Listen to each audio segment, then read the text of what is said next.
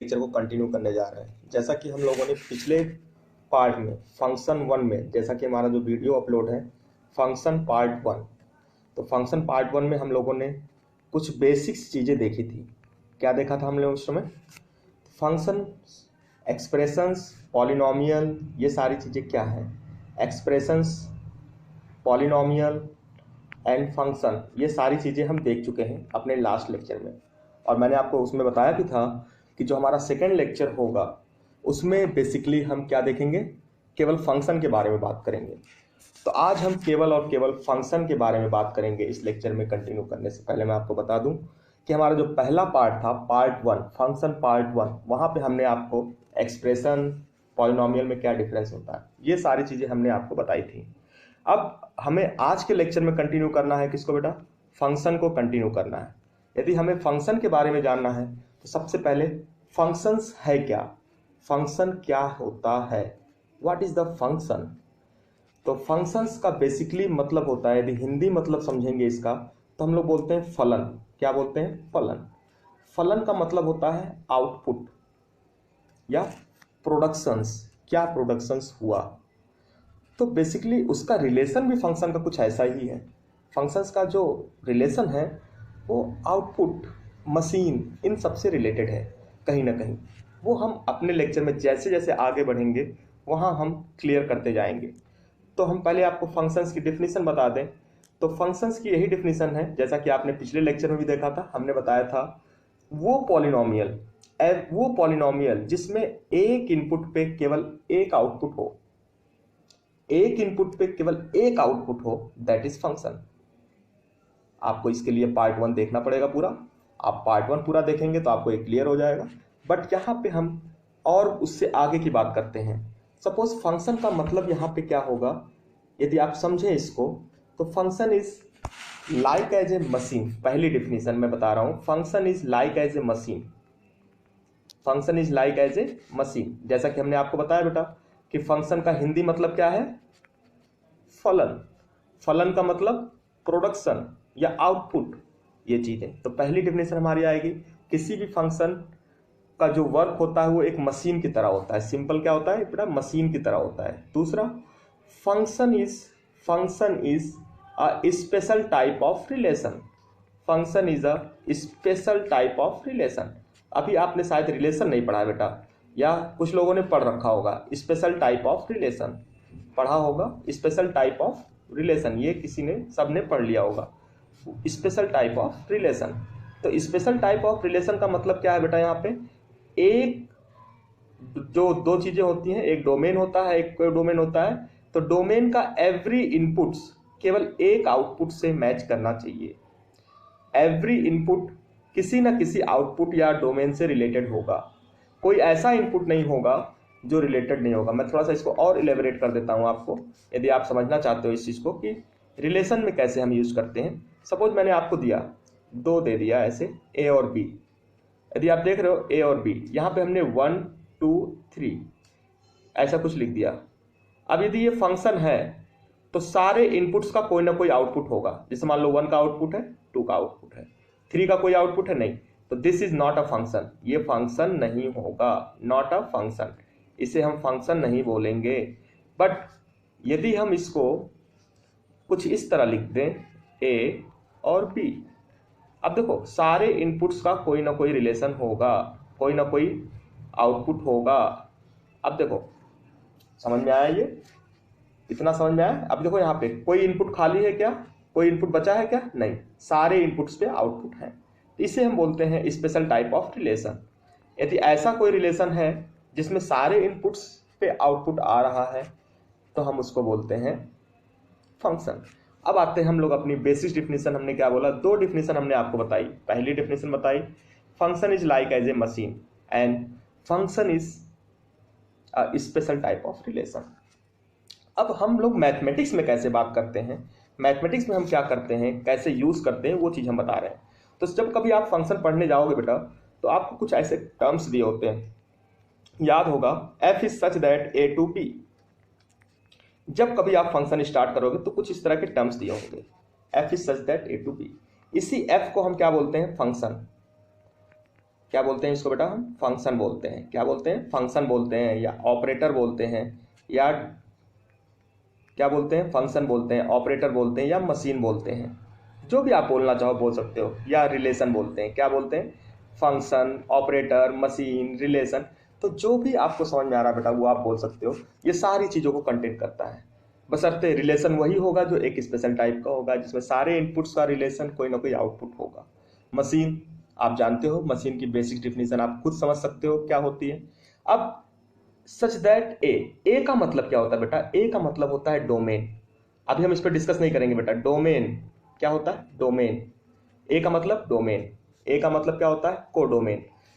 B का मतलब क्या होता है? ए का मतलब क्या है? डोमेन। एंड बी का मतलब क्या है बेटा? कोडोमेन। बी को क्या बोलते हैं हम लोग? कोडोमेन बोलते हैं बेटा। क्या बोलते हैं? Codomain. A is the domain and B is the codomain. अब ये डोमेन क्या होता है, कोडोमेन क्या होता है, इसे हम डिस्कस करेंगे वन बाय वन। अब सपोज आपको ये तो पता हो गया, जब कभी आप फंक्शन पढ़ने जाओगे तो सबसे पहले क्या लिखा मिलेगा? F is such that A to B. अब ए का मतलब क्या होता है बेटा? डोमेन। एंड बी का मतलब होता है कोडोमेन। अब इसके बाद क्या लिखा होता है बेटा? अब जैसे आपको एफ मशीन मिल गई, तो अब ये ऑपरेटर का काम करेगा, और ये ऑपरेटर किसी न किसी नंबर पे या किसी न किसी वेरिएबल पे ऑपरेट करेगा। तो आपको इसके आगे मिलेगा y is equal to F X. क्या मिलेगा बेटा? y is equal to F X. मतलब किसी भी फंक्शन को डिफाइन करने के लिए ये स्टेटमेंट नेसेसरी है। ये स्टेटमेंट दिया होगा। जब किसी फंक्शन को डिफाइन किया जाएगा तो ये स्टेटमेंट जरूर मिलेगा। ये स्टेटमेंट जरूर मिलेगा, बिना इसके ये नहीं लिखा होगा। मतलब this is a necessary statements. बिना इसके आप y equal to F X नहीं लिखोगे। अब पढ़ते कैसे इसको एक बार देख लो। हम इसको पढ़ते कैसे हैं? यदि आप ध्यान से देखो तो हम इसको ऐसे पढ़ते हैं। y इज द, कैसे पढ़ते हैं? y is the function of, y is the function of x। क्या बोलते हैं बेटा? y is the function of x, ये बोलते हैं हम इसको। पढ़ने का तरीका समझ में आया? y is the function of x।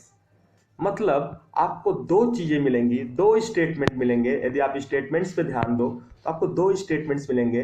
f is such that a to b, this is a necessary. Then second step is y is the function of, y is the function of x, y is the function of x। अब बात आती है हमारी, sir अभी आपने थोड़ी देर पहले किसका नाम लिया था? डोमेन, कोडोमेन, इन सब का नाम लिया था। अब देखो बेटा, डोमेन क्या होगा, कोडोमेन क्या होगा, इसके बारे में हम थोड़ा सा डिस्कस करते हैं आगे। तो डोमेन का मतलब क्या होगा बेटा?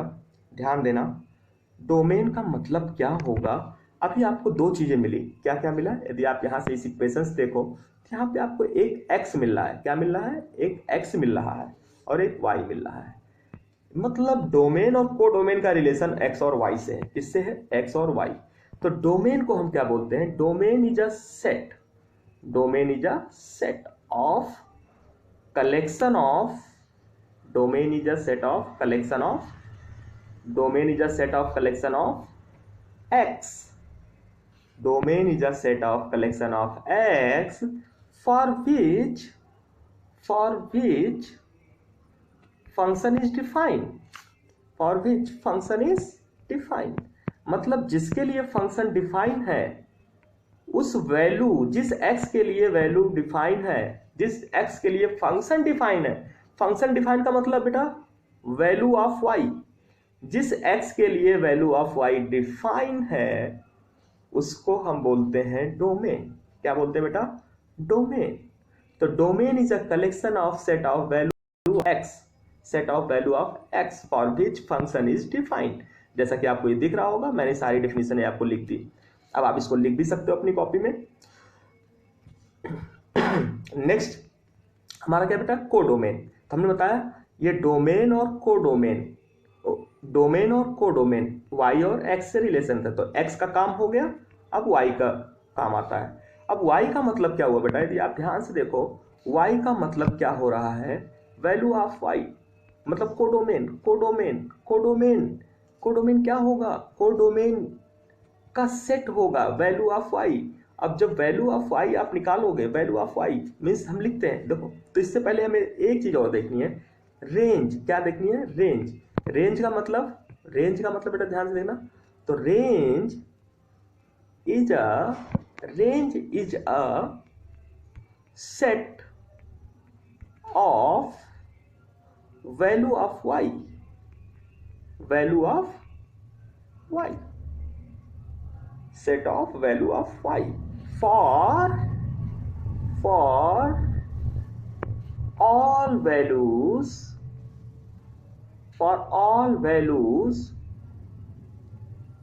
of x in which